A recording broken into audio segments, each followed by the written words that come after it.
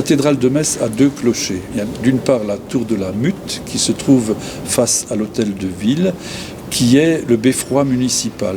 Là se trouve cette fameuse Mutte qui est une cloche énorme, un énorme bourdon qui a servi autrefois, comme son nom l'indique, à ameuter la population dans certaines circonstances difficiles. Il y a à côté de cette tour une petite tourelle qui est la tour de l'horloge qui sonne les heures. Et puis de l'autre côté, vous avez la tour du chapitre où se trouvent alors les cloches qui servent vraiment pour la vie liturgique de la cathédrale.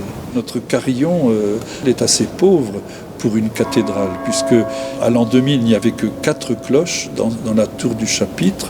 Maintenant, il y en a 5, et donc Paul va être la 6e, ce qui n'est pas énorme pour une cathédrale. Alors cette cloche nous a été donnée par un grand amateur de cloches qui a proposé qu'elle soit donnée au chapitre de la cathédrale. C'est la plus petite de nos cloches. Il se trouve qu'elle s'harmonise bien avec celles qui sont déjà dans notre clocher. Elle pèse à peine une demi-tonne. Elle a été bénie le 26 décembre, le jour de la fête patronale de la cathédrale et du diocèse, la Saint-Étienne. Et on lui a donné le nom de Paul, Paul étant le patron du chapitre de la cathédrale. Le chapitre de la cathédrale, c'est le collectif des chanoines.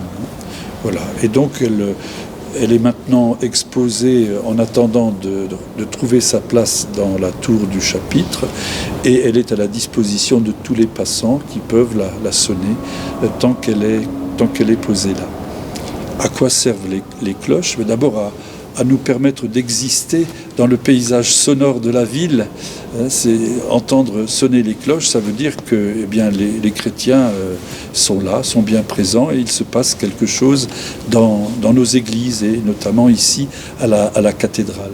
Les jours ordinaires, en semaine, on ne sonne qu'une seule cloche le matin pour l'office. Quand il y a une fête, on en sonne 3 ou 4, suivant l'importance de la fête. Et pour les solennalités et les grandes célébrations diocésaines, on sonne tout le carillon. Alors ces solennités, c'est évidemment Noël, Pâques, l'Ascension, la Pentecôte, l'Assomption, la Toussaint, mais aussi des célébrations diocésaines comme les ordinations, ou bien le 8 décembre, nous avons ouvert l'année jubilaire, et donc là aussi, on a sonné toutes les cloches. C'est vraiment à des grandes occasions au cours de l'année que nous sonnons le plénum. Les cloches, elles servent habituellement à ponctuer les peines et les joies que vit la communauté, et elles servent surtout, au nom du Christ, à rassembler la communauté, à nous dire venez à la table du Seigneur, il vous invite.